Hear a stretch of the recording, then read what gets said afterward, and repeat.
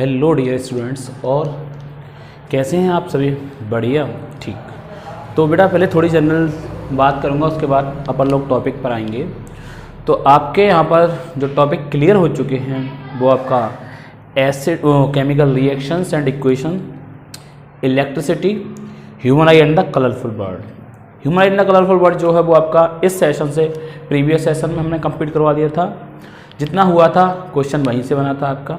हाँ, एक बात मैं आपको पहले रिमेंबर करवा दे रहा हूँ, क्योंकि आज हम जो बात करेंगे वो बात करेंगे light reflex and refraction, general introduction, या हम बोल सकते हैं छोटी छोटी बातों का साथ। ओके, उससे पहले मैं आपको एक बात बता दूं कि आपको जनरल हम पूरा चैप्टर लेके चलेंगे।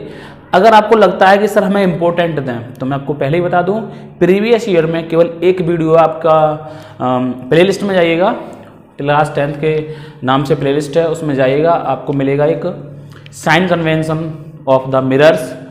वहाँ पर हमने दिया हुआ है आपको मिरर का भी साइन कन्वेंशन है, आपका लेंस का भी है। वहाँ पर हमने 2 डायग्राम बनाए थे, वही 2 डायग्राम 2020 के आपके एग्जामिनेशन में पूछे गए हैं। ठीक है, यानी उस वीडियो से कोई भी क्वेश्चन बाहर नहीं गया आपका लाइट चैप्टर में। ठीक है, छोटा सा वीडियो है, देख लीजिएगा। बट हम अब क्या करेंगे, अब अपन लोग यहाँ से कंटिन्यू प्रॉपर स्टडी करते हुए चलेंगे, यानी कि एक एक टॉपिक क्लियर करेंगे एज ए क्लास नोट्स। ठीक है, चलिए बात करते हैं आज हम light reflection and refraction, general introduction, या छोटी छोटी बातों का साथ। तो छोटी छोटी बातों का साथ जरा समझने की कोशिश कीजिए।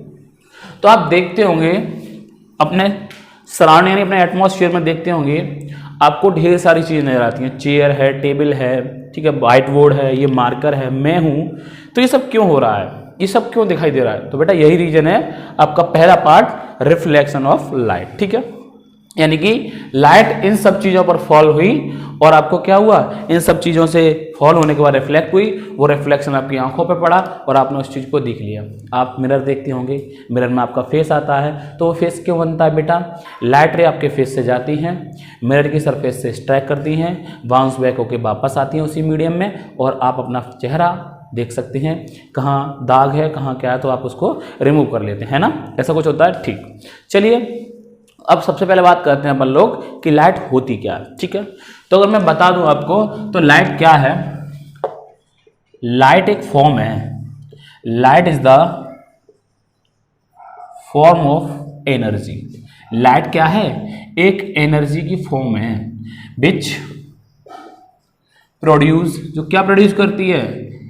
सेंसेशन ऑफ विजन, यानी कि जो आप चीज देख रहे हैं वो, और साइट, SIGHT। ठीक है, जैसे आप इसको आई साइट बोलते हैं ना, वही वाली साइट। तो लाइट क्या है? एक एनर्जी की फॉर्म है जो प्रोड्यूस करती है क्या? विजन या साइट। क्लियर हो गया होगा। अब हमारे दिमाग में कभी कभी क्या बात आती है कि लाइट है, तो लाइट कहाँ से आई, कैसे आई?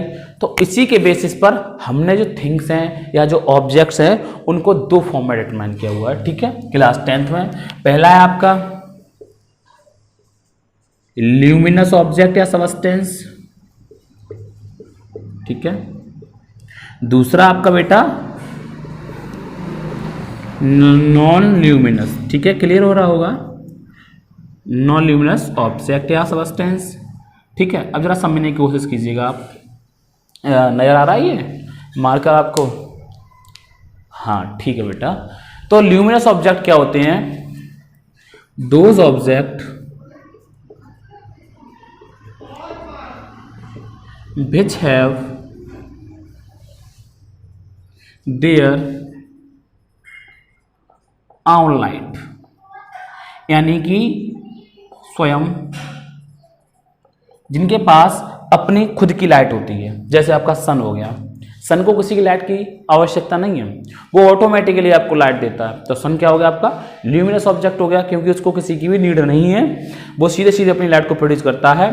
सन कैसे लाइट को प्रोड्यूस करता है? तो हम आपको बता दें कि वहाँ पर 2 हाइड्रोजन के आइसोटोप्स मिक्स होकर एक हीलियम का आइसोटोप्स बनाते हैं, यानी कि अब जो प्रोसेस हो रही है सन में वो न्यूक्लियर फ्यूजन हो रही है, FUSI, यानी कि 2 छोटे छोटे न्यूक्लियस का मिलना और बड़े न्यूक्लियस की फॉर्मेशन होना। तो इस सब की बात करेंगे अपन लोग सोर्स ऑफ एनर्जी में। अभी लाइट चल रहा है तो यहाँ पर लाइट के बारे में डिस्कशन करते हैं। तो those object which have their own light is called luminous, but they have non luminous की बात करें या दोज सब्सटेंस, प्रॉपर डेफिनेशन लिख लीजिएगा, दोज ऑब्जेक्ट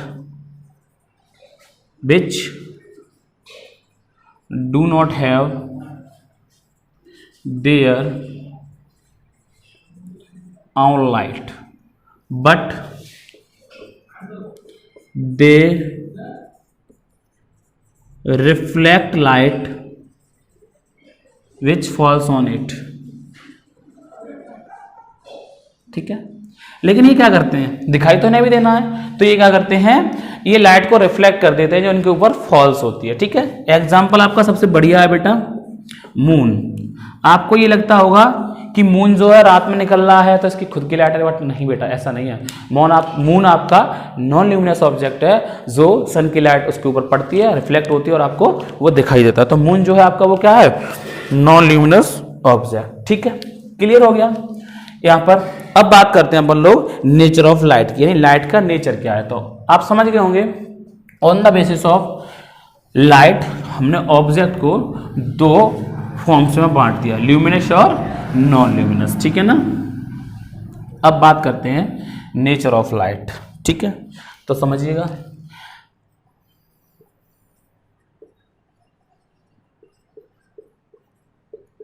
ठीक है, नेचर ऑफ लाइट। जनरली अगर हम बात कर रहे हैं तो लाइट का नेचर होता है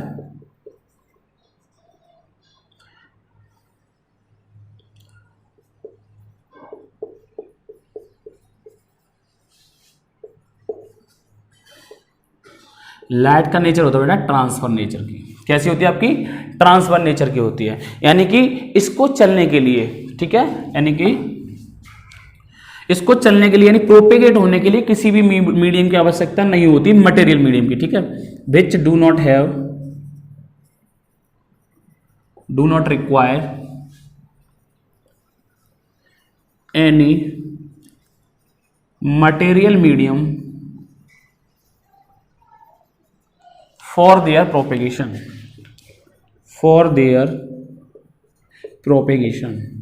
ठीक है, बात क्लियर हो गई होगी। तो बेटा कोशिश जो मेरी है, वो कोशिश मेरी यहां पर यही रहेगी आपके लिए कि आपको कोचिंग की नीड ना हो।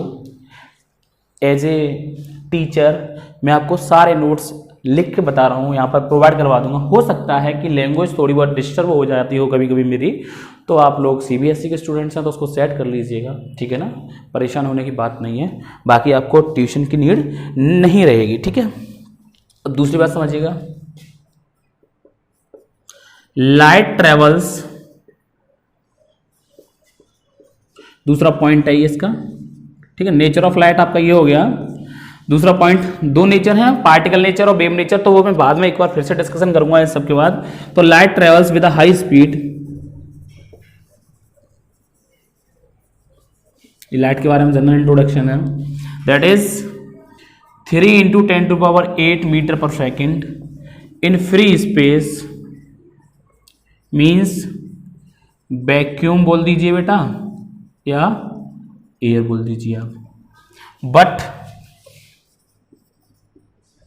स्पीड ऑफ लाइट चेंजेज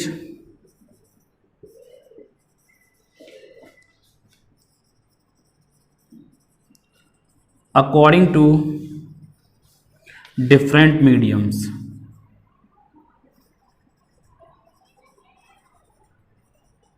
ठीक है, जैसे in air equal to 3 × 10⁸ metre per second, यही वैक्यूम में है। In water 2.25 × 10⁸ metre per second. इन गिलास 2 × 10⁸ मीटर पर सेकेंड। ये पानी पीने वाला गिलास नहीं है स्टील का, ये ठीक है, कांच की बात हो रही है यहाँ पर। तो एयर में ये है, वैक्यूम में भी इतनी ही है, वाटर में आपकी इतनी है और गिलास में आपकी इतनी है। तो क्या हुआ, लाइट की स्पीड कम कैसे हो गई बेटा, तो उसको समझने की कोशिश कीजिएगा। ठीक है, ये सब बातें रिफ्रैक्शन की है, मैं फिर यहाँ पर समझा दे रहा हूँ। आप जब खाली में दौड़ते हैं, यानी कि आप जब सड़क पर दौड़ते हैं तो आपकी स्पीड अलग होती है। फिर अगर मैं आपसे ये बोलूँ कि इसी सड़क पर अगर मैं थोड़ा सा पानी भरवा देता हूँ, यानी मैंने उस सड़क पर थोड़ा सा पानी भर दिया है फिर मैं अगर आपसे बोलूँगा दौड़ के दिखाइए तो आपकी स्पीड देखना ऑटोमेटिकली कम हो जाएगी, बिकॉज एयर के कंपेरिजन में लिक्विड के पार्टिकल्स या वाटर के पार्टिकल्स आपके पास होते हैं। बात समझ में आ गई ना। जनरली वाटर की बात की है तो मैं वाटर की बात करूँगा। ओके, लास्ट जो बात है आपकी वो ये है कि लाइट नेचर है तो लाइट का वेव नेचर है तो लाइट को चलने के लिए मीडियम की आवश्यकता नहीं है, ठीक है। अगर पार्टिकल नेचर है तब क्या होगा, तब लाइट को चलने की आवश्यकता होगी, ठीक है। तो दो यहां पर थ्योरी हैं, ठीक है ना। यहां पर दो थ्योरी की बात हम करेंगे तो जरा समझने की कोशिश कीजिएगा।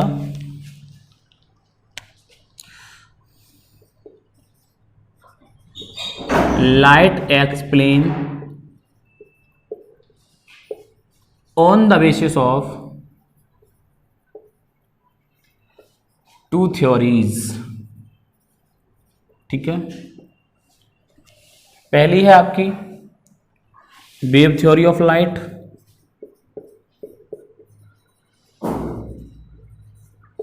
इसके अकॉर्डिंग हम पीछे आपको बता चुके बेटा क्लियर करके कि कंसिस्ट ऑफ, शॉर्ट में लिख दे रहा हूं, it consist of it consist as electromagnetic wave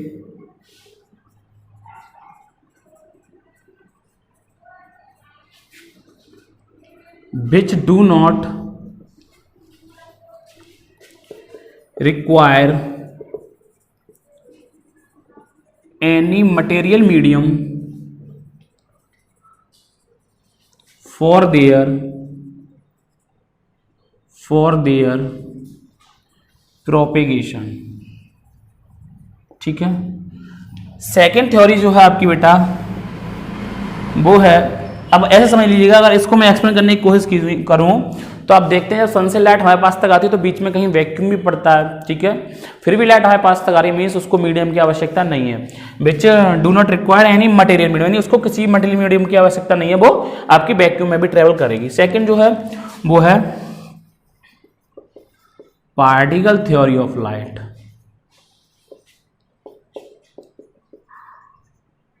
particle theory of light, according to this theory,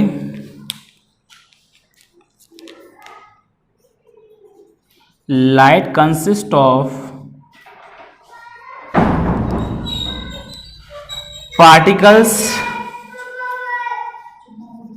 which moves, bracket में लिख लीजिएगा, propagate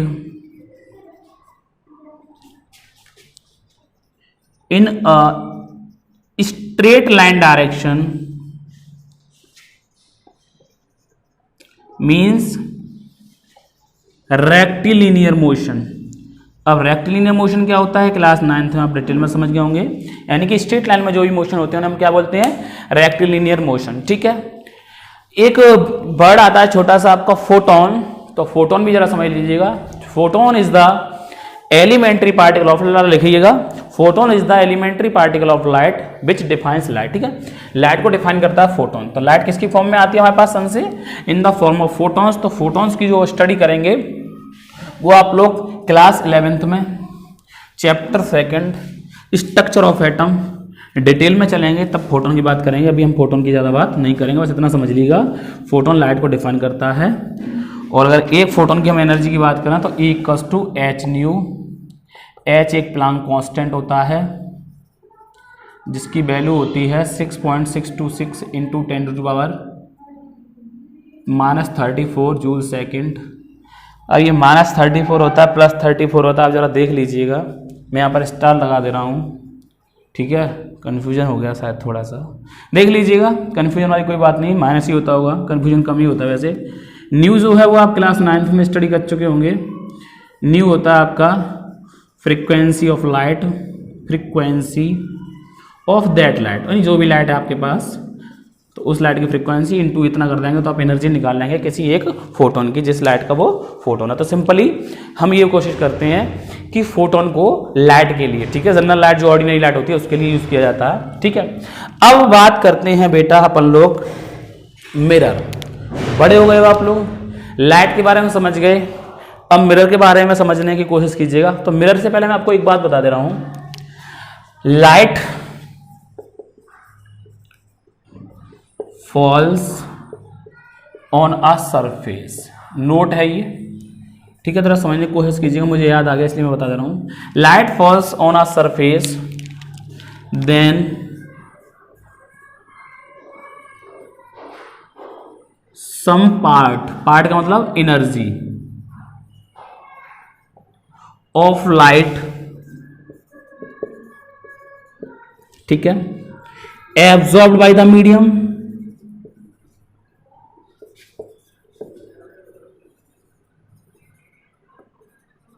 ठीक है, सम रिफ्लेक्ट बैक, ठीक है, एंड रिमेनिंग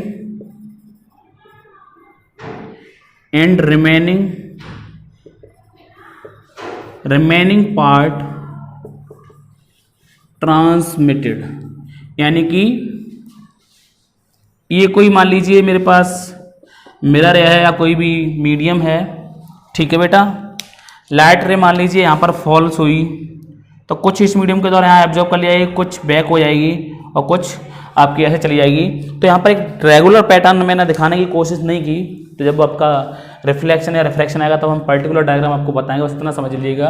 ये आपकी इंसिडेंट लाइट है IL, this is RL reflected, this is TL transmitted light, और यहाँ पर आपकी एब्जॉर्ब हो गई थोड़ी बहुत लाइट, ठीक है ना। अब बात करते हैं अपन लोग मिरर की, ठीक है। तो यहाँ पर हमें दो मिरर पढ़ने हैं, एक पढ़ना है हमें प्लेन मिरर और दूसरा हमें पढ़ना है स्फेरिकल मिरर, ठीक है। अब आप लोगों का दिमाग कहाँ गया होगा, कॉनकेव मिरर, कॉन्वेक्स मिरर, तो वो आपके स्फेरिकल मिरर के टाइप होते हैं, ठीक है बेटा। जरा समझिएगा, there are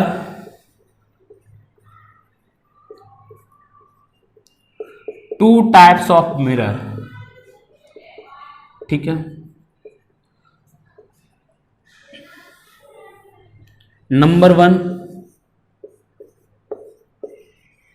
plane mirror, number 2 है आपका स्फेरिकल मिरर, ठीक है बच्चा। बात क्लियर हो गई, plane mirror and spherical mirror.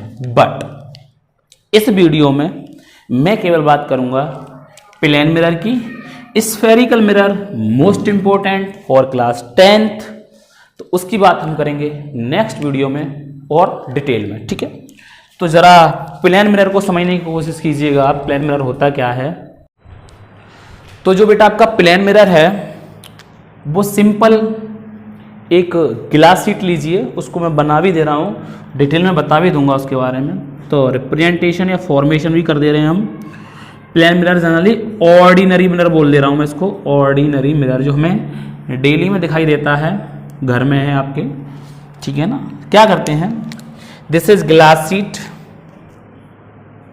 जरा ठीक से समझने की कोशिश कीजिएगा, बना भी सकते हैं आप इसको और एक बड़े बिजनेसमैन बनने की कोशिश कीजिएगा। एक हमें ग्लास शीट लेनी है, प्लेन ग्लास शीट यानी कि स्ट्रेट, ठीक है। आफ्टर दैट हमें क्या करना है, सिल्वर का यहाँ पॉलिश करना है पीछे, दिस इज सिल्वर पॉलिश, ठीक है।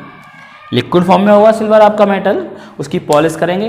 अब वो पॉलिश हट ना जाए इसलिए पीछे से हम एक प्रोटेक्टिंग लेयर, जो इसको आप ऑब्लिक लाइन से शो करते हैं, ठीक है। बात क्लियर हो गई होगी आपके, ऑब्लिक लाइन से शो कर दिया तो ये आपकी पॉलिश्ड सरफेस।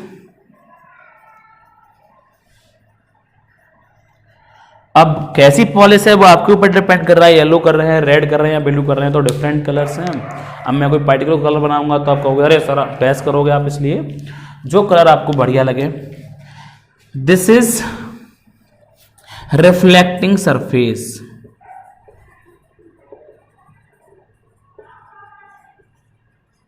तो बात क्लियर हो गई होगी बेटा। जो ऑब्लिक लाइंस होती हैं वो हमारा पॉलिश्ड सरफेस होता है, और जिस तरफ आपकी ऑब्लिक लाइंस नहीं होती वो आपका रिफ्लेक्टिंग सरफेस होता है, ठीक है। बात क्लियर हो गई होगी। ये है आपका प्लेन मिरर, ठीक है। क्या है, प्लेन मिरर। अब बनाना सीख गए तो आप बिजनेस करिएगा इसका, ठीक है। अब बात करते हैं अपन लोग, कुछ पॉइंट्स हैं उनको समझ लीजिए। ठीक है, मीडियम आप सभी जानते हैं क्या होता है, जिसमें लाइट प्रोपेगेट करती है। तो 3 मीडियम होते हैं आपके। पहला क्या होता है बेटा, ट्रांसपेरेंट मीन्स जिससे आर पार देख सकते हैं। दूसरा ट्रांसलूसेंट मीन्स जिससे पार्शियली आर पार देख सकते हैं, 100% नहीं देख सकते, थोड़ा बहुत देख सकते हैं। क्या करना है, सीट लेके ऐसे ऐसे पॉलिश कर दो उल्टा सीधा, तो वो ट्रांसपेरेंट हो गया। ओपेक एकदम बढ़िया स्मूथ पॉलिश करिए तो ओपेक हो गया। ठीक है, जिससे बिल्कुल भी आप आर पार नहीं देख सकते। तो अब बात करते हैं कुछ जनरल पॉइंट्स की। तो पहला है नोट, जरा समझने की कोशिश कीजिएगा। इंसिडेंट रे क्या होती है समझिएगा, बिकॉज अब मैं प्लेन मिरर का डायग्राम बनाने की कोशिश करूंगा। रे डायग्राम स्फेरिकल के सब जानते हो, प्लेन का हम बना दे रहे हैं। ठीक है बेटा, इंसिडेंट रे। ठीक है, तो मैं बता दे रहा हूं, which falls on the surface. तो जो लाइट सरफेस पर फॉल होती है उसे हम इंसिडेंट लाइट कहते हैं। रिफ्लेक्टेड रे,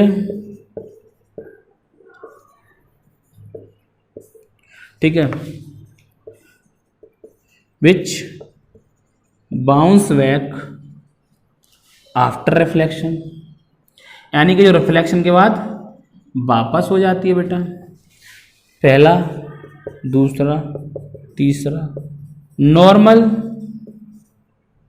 रे बोल दीजिएगा इसको भी, means the perpendicular to the surface. ठीक है, अब इसी से एक बात नहीं आती है, इंसिडेंट पॉइंट या point of incidence, point of incidence. तो बेटा वो पॉइंट, मां साहब हिंदी में आ गए हैं सर आपके, वो पॉइंट जिस पर लाइट इंसिडेंट होती है, means the point at which light falls on the surface. Simple सी बात हो गई। अब इन सबको रिप्रेजेंट कर दे रहे हैं। रिप्रेजेंट करने से पहले 2 आपके लॉ हैं, उन लॉज को समझ लो, फिर अपन लोग कोशिश करेंगे किसकी, प्लेन मिरर के द्वारा लाइट को समझाने की। ठीक है, नाउ इंपॉर्टेंट हेडिंग आप इसको नहीं बोल सकते, कभी कभी पूछ भी ले जाता है, मैं ये नहीं कह रहा इंपॉर्टेंट नहीं है, बट आपने क्लास 8th में पढ़े होंगे शायद, 8th में या 7th में, मुझे ध्यान नहीं है बिकॉज 9 से नीचे मैंने पढ़ाया नहीं कभी भी, तो मुझे नहीं पता कि क्या सिलेबस है वहाँ पर। ठीक है, जरा समझने की कोशिश कीजिएगा। Laws of reflection of light,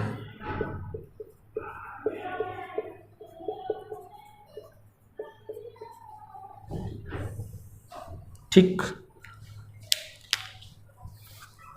there are 2 laws, means अपने यहां क्लास 10th में लाइट के 2 लॉ हैं। ठीक है, पहला लॉ क्या कहता है समझने की कोशिश कीजिए, मोस्ट इंपोर्टेंट अगर मैं बोलूं लैंग्वेज के हिसाब से, बिकॉज यहाँ कंडीशंस बहुत है। ठीक है, तो आपको इंपॉर्टेंट बस इसलिए बोल रहा हूँ कि कंडीशन आपको याद रखनी है। वो कंडीशन क्या है समझने की कोशिश कीजिएगा। ठीक है, पहला law, first law states that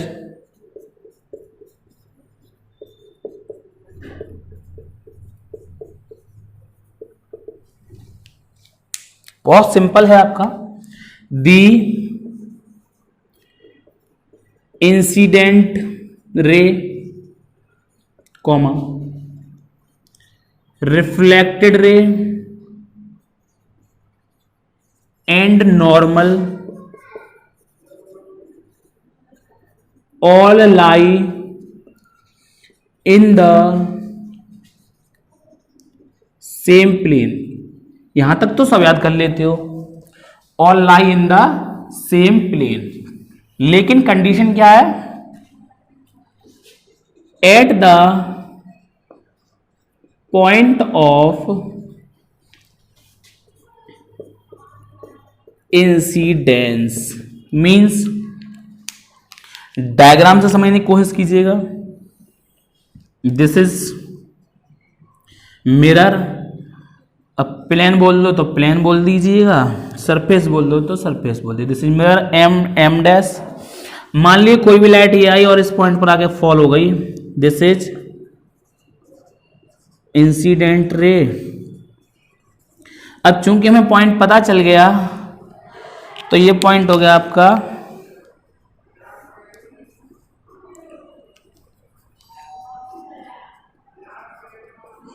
point of incidence. This is normal, जो परपेंडिकुलर होता है आपका सरफेस पर,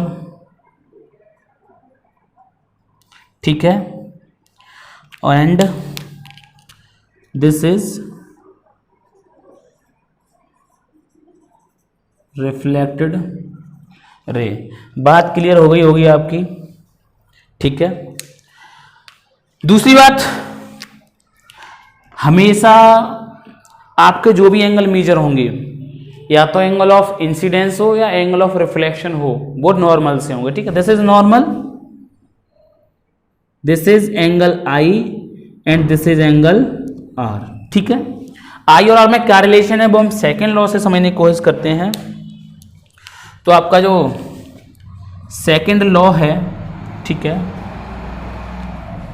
समझिएगा जरा।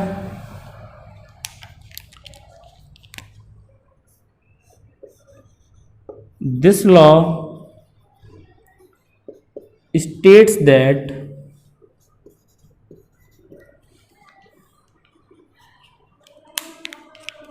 the angle of incidence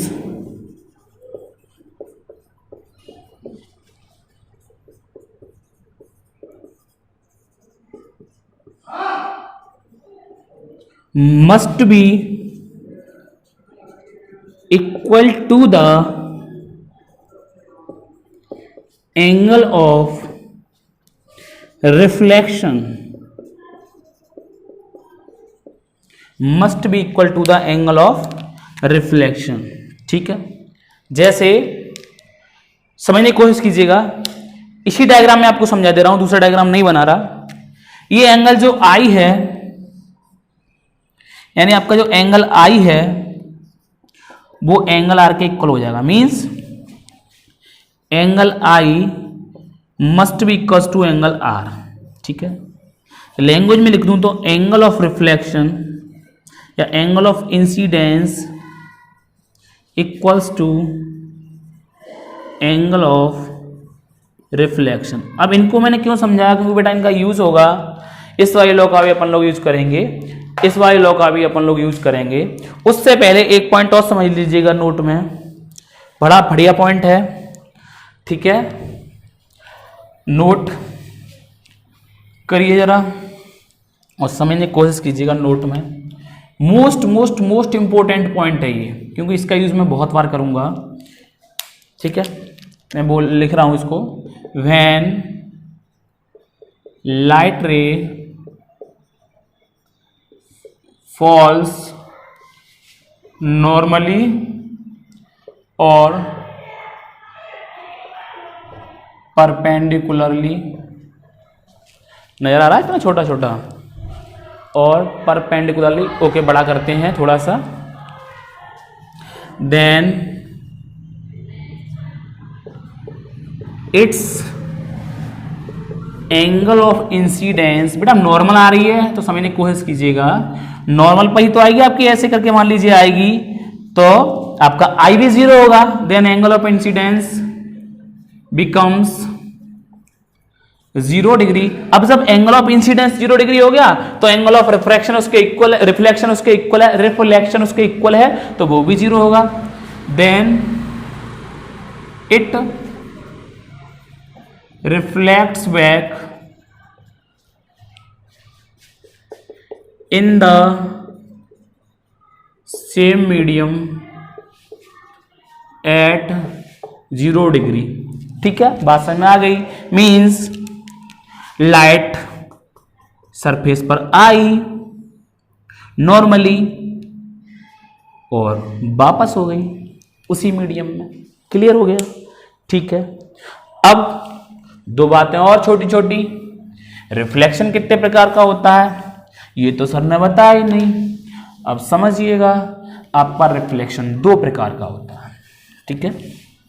reflection दो प्रकार का होता है। मैंने क्या बोला था आपसे, प्रॉमिस जो मैं करता हूं उसको मैं कभी तोड़ता नहीं हूं, छोटी छोटी बातों का साथ कर रहे हैं ना, छोटी छोटी बातों का साथ। समझिएगा जरा, रिफ्लेक्शन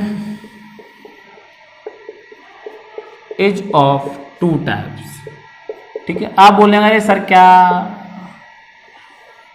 एग्जाम की बात करो, तो एग्जाम की बात हमने फिर से बता दिया, आप उस वीडियो को देखिएगा, आपको फिर से एग्जाम मिलेगा इंपॉर्टेंट, बट छोटी छोटी बातों का साथ। तो आपको छोटी छोटी बातें सभी समझनी है, बिकॉज थोड़ा आपको सबसे अलग होना ना, जो भी स्टूडेंट आपके साथ पढ़ते हैं उनसे थोड़ा अलग होना ना, क्योंकि आप पायनियर केमिस्ट्री वाले सूर्या सर के साथ जुड़ लिए हैं। जो बच्चा मेरे साथ जुड़ गया, मीन्स पायनियर सर के साथ जो जुड़ गया, सूर्या पायनियर के साथ जो जुड़ गया, पायनियर केमिस्ट्री वाले सूर्या सर के साथ जो बच्चा जुड़ गया वो सबसे डिफरेंट हो जाएगा नॉलेज में, ठीक है। बाकी इंपॉर्टेंट मैं बताऊंगा आपको, प्रॉमिस कर रहा हूँ। 9th हो, 10th हो, 11th हो, 12th हो, सबके इंपॉर्टेंट मैं बताऊंगा। एग्जाम टाइम पर आपका बोर्ड जो भी आपका फाइनल एग्जाम होगा उस पर मैं आपका रिवीजन करवाऊंगा, ठीक है। परेशान होने की जरूरत आपको जरा भी नहीं है। कोशिश ये करें जल्दी जल्दी सिलेबस खत्म हो जाए, उसके बाद थोड़ा कंपटीशन लेवल पर बात करेंगे इन्हीं टॉपिक्स की, ठीक है ना। तो कोशिश तो है, रोज आपको ढेर सारे वीडियो हम अपलोड कर रहे हैं। नेट की प्रॉब्लम हो जाती है कभी कभी तो नहीं आ पाता, बट एक आध वीडियो तो रोज आता है, किसी किसी दिन 2 भी आ जाते हैं, 3 भी आ जाते हैं। तो परेशान नहीं होना, बस आप मेरा साथ दीजिएगा, ठीक है ना। बस खुद पढ़िए, अपने फ्रेंड्स को दीजिएगा। मैं ये नहीं कह रहा कि आप सब्सक्राइब मोस्टली करवाइए किसी से भी, स्टूडेंट हैं वही सब्सक्राइब करें आसानी से, तो कोई प्रॉब्लम नहीं है मुझे। सब्सक्राइब करिएगा, शेयर करिएगा, अपने फ्रेंड्स को बताइएगा। डिफरेंट लैंग्वेज में आपको देने की कोशिश कर रहा हूँ, जनरली बुक से अलग थोड़ा हट के जा रहे हैं अपन लोग, जनरल बात करते हैं, नेचुरल एग्जाम्पल लेते हैं जो हमें रोज डेली लाइफ में यूज होते हैं, ठीक है ना। खुश रहिए, समझने की कोशिश कीजिएगा।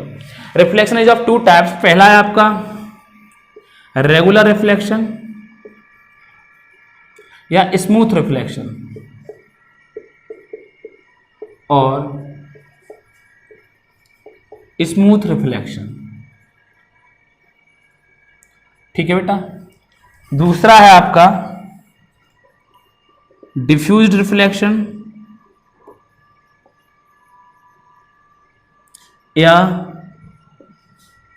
Irregular reflection.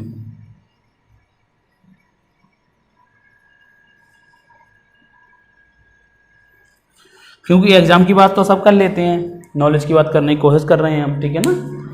तो अब चूंकि आप ट्यूशन में नहीं जाएंगे, कोशिश तो यही है, तो समझने की कोशिश कीजिए बेटा। रिफ्लेक्शन, ठीक है ना, गुड बॉय, जरा समझिए। अपने मन से अपने तारीफ कीजिएगा तो आप मोटिवेट होते रहेंगे हमेशा। सेल्फ मोटिवेटर बनिएगा। दूसरों को देख के तो दुनिया मोटिवेट हो जाती है चंद मिनटों के लिए, लेकिन खुद को देख के अगर मोटिवेट हो गए तो लाइफ टाइम होते रहेंगे, ठीक है ना।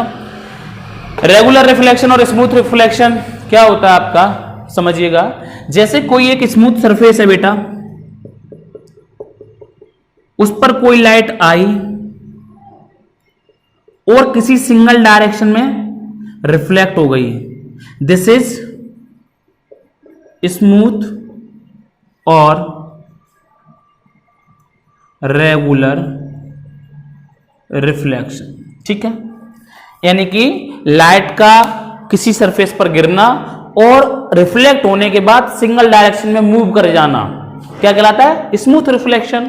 डिफ्यूज्ड रिफ्लेक्शन क्या है, जैसे मेरे पास कोई सरफेस है, ये मान लीजिए कोई सरफेस है, उल्टा सीधा कोई सरफेस है, जैसे आपका रूम है, रूम में लाइट गिरती है, रूम्स की ये जो आपकी साइड में अगर दिखाई दे रही हो तो वॉल्स होते हैं, तो वॉल्स में छोटे छोटे पोर्स होते हैं, लाइट जाती है और सभी दिशाओं में फैल जाती है, तो वो होता है आपका डिफ्यूज रिफ्लेक्शन। जैसे मान लीजिए इसका कोई डायरेक्शन नहीं पड़े, इधर आई यहाँ पर चली गई होगी आपकी लाइट, इधर आई होगी, इधर आ गई होगी वापस, इधर आई होगी, इधर चली गई होगी वापस। मीन्स कहने का मतलब है इसका जो रिफ्लेक्शन है, resultant reflection,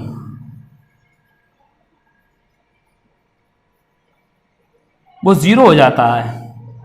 means particular direction में नहीं जाता, किसी भी डायरेक्शन में तो बिखर जाता है, तो resultant reflection zero. Means fall होने के बाद लाइट किसी भी डायरेक्शन में यानी कि बिखर जाना लाइट का क्या कहलाता है, आपका डिफ्यूज रिफ्लेक्शन कहलाता है, ठीक है। बात क्लियर हो गई होगी। अब हम बात करते हैं बेटा प्लेन मिरर की। ऑब्जेक्ट आप सभी जानते हैं, जिसकी हमें इमेज बनानी होती है। तो इमेज क्या है? एक ऑप्टिकल अपीयरेंस होता है जो आफ्टर रिफ्लेक्शन ऑफ लाइट हमें महसूस होता है। ऑब्जेक्ट क्या होता है आपका? ऑब्जेक्ट होता है आपका एनीथिंग, ठीक है, anything which produce their on light और रिफ्लेक्ट लाइट, यानी कि या तो खुद की लाइट दे या लाइट को रिफ्लेक्ट बैक करे, तो वो क्या है? आपका ऑब्जेक्ट है। और मिरर पर जो उसका ऑप्टिकल अपीयरेंस है वो क्या है? उसकी इमेज। ऑब्जेक्ट दो टाइप का होता है आपका, पॉइंट साइज मींस छोटा, highly diminished object, extended object यानी कि थोड़ा साइज में बड़ा, ठीक है। अब बात अपन लोग करते हैं फॉर्मेशन ऑफ इमेज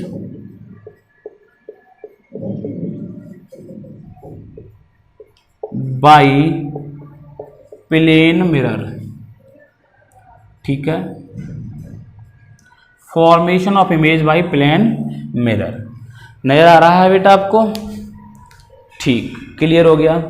तो इसको पढ़ने से पहले बेटा दो चीजों की बात करेंगे। इमेज,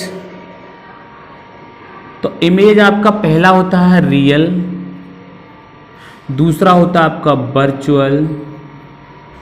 तो रियल इमेज जो भी होगा वो हमेशा इन्वर्टेड होगा, मीन्स उल्टा, और इसको बोलते हैं वास्तविक। जैसे उल्टा कैसा हुआ? आपका रियल इमेज, आपका जो सिर है वो आपके पैरों से कंबाइन कर जाए, means this is an object, this is an image. इसकी रियल इमेज कैसी बनेगी? ये, ठीक है, क्या बनेगी?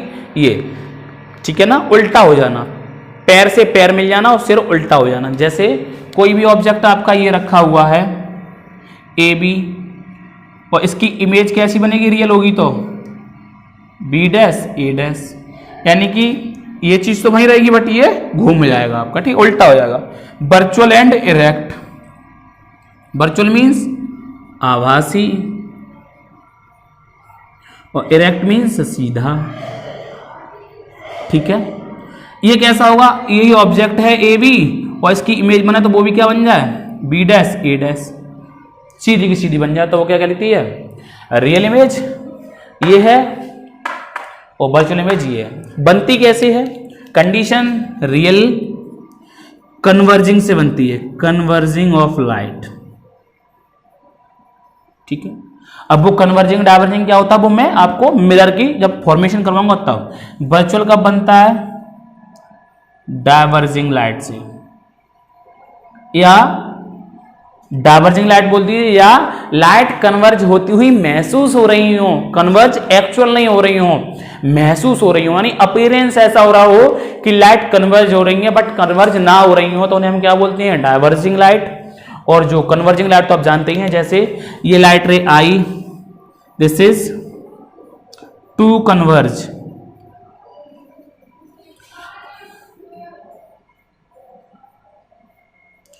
टू डाइवर्ज, ये क्या हो गया आपका? डाइवर्ज हो गया, ठीक है ना।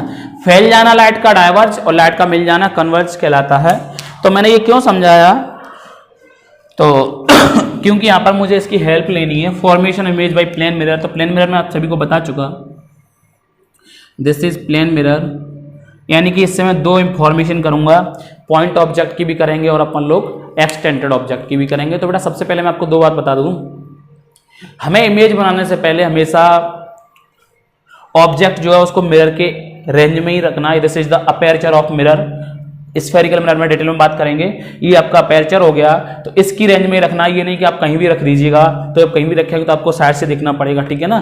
तो हम चूंकि इसके सामने रखेंगे, in front of the mirror होना चाहिए आपका ऑब्जेक्ट। और दूसरी बात ये है कि जब भी आप ऑब्जेक्ट रखेंगे तो हमेशा उस ऑब्जेक्ट से दो ही रे दिखाएंगे, बिकॉज हमें इमेज बनाने के लिए, ऐसे देखिए आपके पास दो कंचे हैं तो आप उनको ऐसे फेंकिएगा, दो कंचे बढ़ जाएंगे आराम से, आसानी से बढ़ जाएंगे ना दो कंचे, तो जहां पे बढ़ गए कन्वर्ज हो गए, इमेज बन जाएगी। या यहां से छोड़िएगा, फैल जाएंगे दो कंचे, कंचे मतलब छोटी छोटी कंचे, गोलियां छोटी छोटी फैल जाएंगी, तो आपको दो रे से काम चल जाएगा सभी इमेजेस में, ठीक है ना। सारी इमेज की फॉर्मेशन में दो रे से हम काम कर लेंगे। तो मैं बात कर रहा हूं आपका point object, this is an point object, object, ठीक है। देखिए जरा, this is mirror M dash, ठीक है बेटा। यहाँ से दो लाइट रे लेके आने आ रहा हूँ मैं। पहली लाइट रे मान लीजिएगा ये आई है और दूसरी लाइट रे मान लीजिएगा ये आई है, ठीक है बेटा। देखिए जरा, ये आपका क्या हो गया, नॉर्मल। नॉर्मल हमेशा सरफेस के नॉर्मल होता है, ठीक है। तो आपका परपेंडिकुलर था, उसका नॉर्मल यही तो होगा। अगर हम इसको बाई एक्सिस बोलते हैं तो इसको एक्स एक्सिस बोलते हैं ना, परपेंडिकुलर। दिस इज एंगल आई और दिस इज ऑल्सो एंगल आई, ठीक है। दोनों को अपन लोग आई माने, आप I1 मान लीजिएगा इसको, तो इसको I2 मान लीजिएगा, ठीक है। ये लाइट रे आपकी रिफ्लेक्ट बैक हो गई और ये भी आपकी लाइट रे रिफ्लेक्ट बैक हो गई, ठीक है। ये रिफ्लेक्ट बैक हो गई। This is R1, this is R2। अब आप क्या देख रहे होंगे, ये मेरे पास कोई आई है, मैं बड़ा सुंदर आई बनाने की कोशिश कर रहा हूं।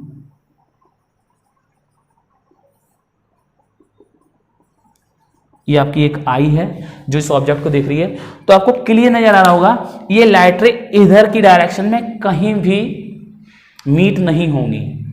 तो जब मीट नहीं होंगी तो आपको ये लाइट रे डाइवर्ज होती नजर आ रही है। किधर नजर होती आ रही है, इधर की साइड में। अगर हम इधर की बात करें तो टू डाइवर्ज बोल सकते हो आप इसको, टू डाइवर्ज। डाइवर्ज होती नजर आ रही बेटा, तो हम इनको बैकवर्ड या प्रोड्यूस करेंगे तो हम क्या देखेंगे, ये लाइट रे यहां कहीं इस पॉइंट पर मीट कर रही हैं, इस पॉइंट पर कहीं मीट कर रही हैं। और इस पॉइंट पर जो मीट करी तो वहीं पर क्या बन गया हमारा, एक इमेज, ठीक है। This is an image. समझने की कोशिश कीजिए बेटा बड़ा अच्छे ढंग से। इधर डाइवर्ज हुई, हमने बैकवर्ड प्रोड्यूस की, तो मैंने यहां पर एक बात बोली थी, अपीयर टू कन्वर्ज, उसी को हम डाइवर्ज बोलते हैं। तो ये जो राइट रेज हैं वो कन्वर्ज हो नहीं रही, उनको हमने बैकवर्ड प्रोड्यूस करके कन्वर्ज कराया गया है। मींस जो इमेज बनी वो कैसी होगी, आपकी वर्चुअल इमेज होगी, ठीक है, ऑब्जेक्ट इमेज, ठीक है। मिरर से ऑब्जेक्ट तक की दूरी small u means object distance,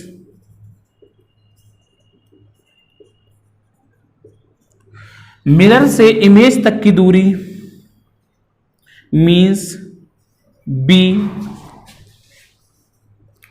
image distance. अब चूंकि हमने पॉइंट ऑब्जेक्ट लिया था इसकी हाइट बहुत कम होगी, तो हम रिप्रेजेंट कर दे रहे हैं, इसको हम अभी हटा दे रहे हैं, समझ लीजिएगा। HO हाइट ऑफ ऑब्जेक्ट, यहां पर मैं H1 और H2 का कोई ऑप्शन नहीं रखूंगा, HO height of object and HI height of image, जिससे आपको कभी भी कंफ्यूजन नहीं होगा।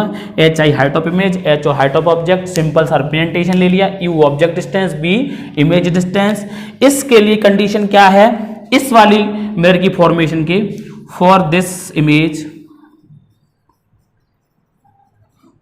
फॉर्मेशन,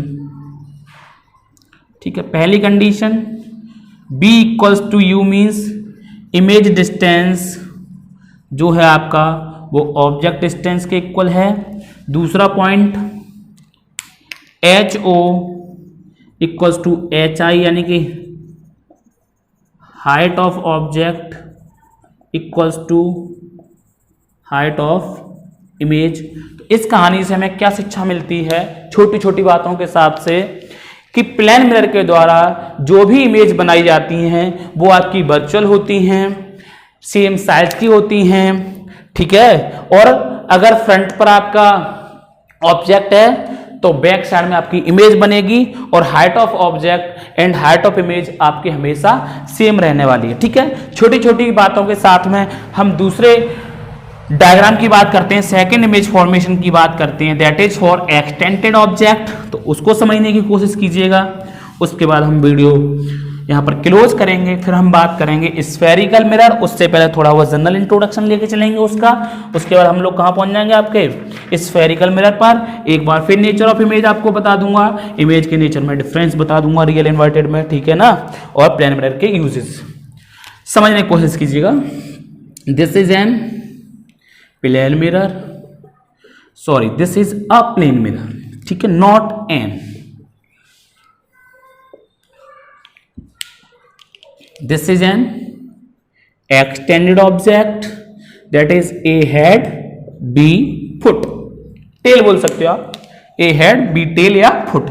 अगर ये सर है तो ये पैर होंगे, ये हेड है तो ये टेल होगा, जो आपको अच्छा लगे, बट हमने तो नाम दे दिया। ठीक है, यहां पर भी अपन लोग दो रे लेने की कोशिश करेंगे, तो समझिएगा। पहली रे इसके फुट पर डाली है, तो जो फुट पर डालेंगे तो फुट से जो दूरी होगी ना, देखो इमेज हमेशा क्या है, आपको ट्रिक से बनानी है। कब तक रटेंगे, याद तो नहीं कर सकते ना, तो ट्रिक समझने की कोशिश कीजिएगा। यानी कि इसका जो फुट है उसको आप क्या मान लीजिए, परपेंडिकुलर, और उस पर आप क्या करें, लाइट रे को फॉल करवा दीजिए। ये लाइट रे फॉल हो गई होगी, ये आपका क्या हो गया, angle I, because this is normal. और ये आपका क्या हो गया, रिफ्लेक्टेड रे, और ये हो गया आपका एंगल ऑफ रिफ्लेक्शन। ठीक है, इस कंडीशन में दूसरी रे जो डालेंगे आप, वो डालेंगे एट द नॉर्मल। ठीक है, ये इंसिडेंट हुई। कंडीशन याद कीजिए, नोट में मैंने क्या लिखवाया था, जो लाइट रे नॉर्मल गिरेगी वो उसी डायरेक्शन में वापस हो जाएगी, because angle of incidence 0 degree, तो एंगल ऑफ रिफ्रैक्शन भी कितना होगा, 0 डिग्री। सिंपल। तो जैसे आई लाइट रे वैसी ही वापस चलेगी।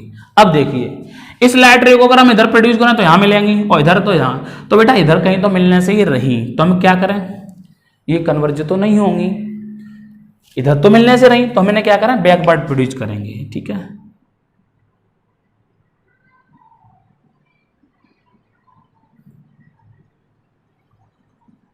वाओ।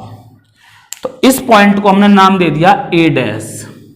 ठीक है बच्चा, सिमिलर कंडीशन आप बी के लिए करेंगे, लाइट रे को यहां से यहां डालेंगे, वापस भेज देंगे, इस पर डालेंगे, वापस भेज देंगे, तो वो लाइट रे कहां मिल जाएगी आपकी, यहां कहीं मिल जाएगी। कहां मिल जाएगी आपकी, वो यहां कहीं मिल जाएगी। इसको हमने नाम दे दिया बी डैश। ठीक है, अब चलो मैं बता दे रहा हूं आपको फिर से कैसे डालना है। बी हो गया, एक लाइट रे आप ऐसे डालेंगे जो ऐसी जाएगी। ठीक है, दूसरी लाइट रे आप ऐसी डालेंगे जो ऐसी जाके ऐसे वापस आएगी, और इसको ऐसे प्रोड्यूस कर देंगे। ठीक है, इसको यहां पर प्रोड्यूस करेंगे तो ये बी डैश पर में जाकर मिल जाएगी। तो मैं वो इसलिए नहीं कर रहा क्योंकि फिर ये कट जाएगा, पूरा कैंसिल हो जाएगा, इसलिए आपको केवल इतना ही लिखना है, सिमिलरली लिख के आप बात खत्म कर देंगे। और अगर पेपर में आएगा तो एग्जामिनर इतना ज्ञानी होता है कि वो समझ जाएगा कि बच्चे ने सही किया हुआ है। ठीक है, इसको भी पीछे की साइड प्रोड्यूस कर दीजिए। ठीक है, बात क्लियर हो गई होगी बच्चा। तो ये आपका क्या है, ए डैश बी ए के साथ, बी डैश बी बी के साथ, कंडीशन ए डैश ए के साथ, बी डैश बी के साथ, वर्चुअल एंड इरेक्ट।